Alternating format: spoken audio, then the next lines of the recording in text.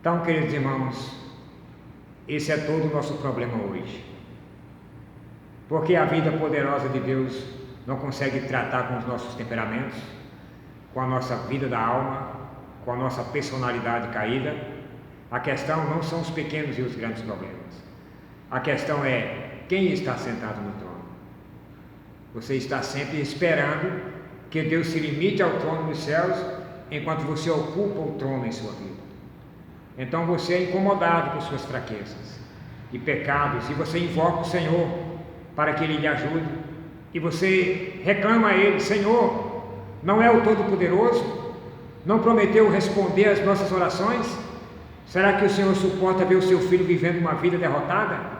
Queridos irmãos, sim, Ele suporta vê-lo sim, a vê-lo viver uma vida derrotada, e vai deixar assim, até que você perceba, você e eu percebamos, que Ele pôs a sua vida em você e em mim, para estabelecer o seu reino em você e em mim. Ó Senhor Jesus, você deve deixá-lo possuir o trono, deixe-o tomar o controle, deixe estabelecer o seu reino em sua vida. Então cada inimigo será derrotado. Já não haverá necessidade de orar pelas nossas fraquezas, pois se Ele tem o seu lugar no trono em nossas vidas, todo o inimigo será vencido. Nos dias do Antigo Testamento, quando Jeová tinha o seu povo, ali o seu lugar como rei do seu povo, todos os inimigos foram subjugados por Ele. Mas quando os israelitas recusaram que Deus tivesse domínio, os seus inimigos predominaram sobre eles. Então todos os seus clamores foram inúteis. Seus inimigos tomaram a cidade santa, destruíram o templo, carregaram a arca e levaram cativo o povo de Deus.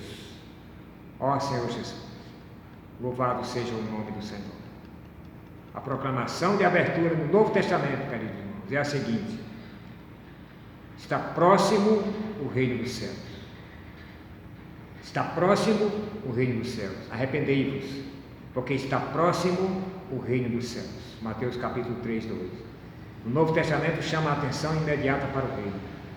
Mas pouco depois, quando os discípulos vieram a conhecer o Senhor, esse levantou a questão da igreja. A igreja era um mistério que estivera oculto por todas as gerações do passado.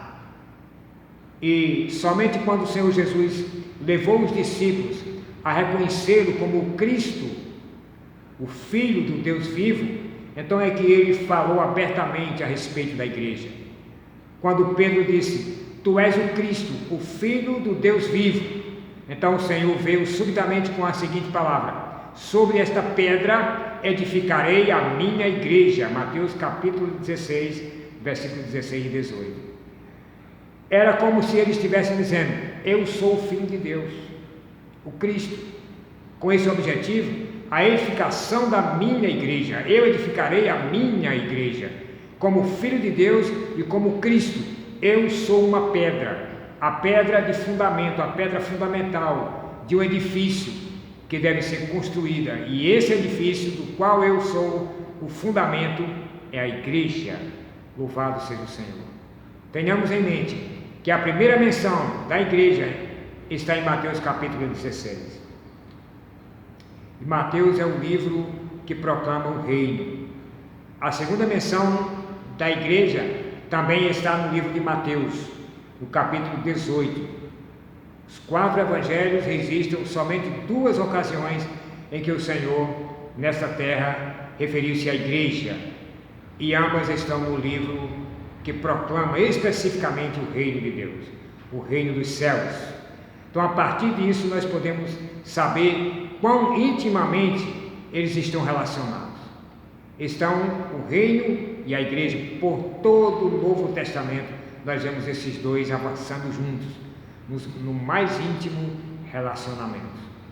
Quando o Senhor Jesus disse: sobre esta pedra edificarei a minha igreja, ele imediatamente acrescentou: dar-te-ei as chaves do reino dos céus. As chaves do reino são dadas para tornar-se possível a construção desse edifício. Louvado seja o nome do Senhor Jesus.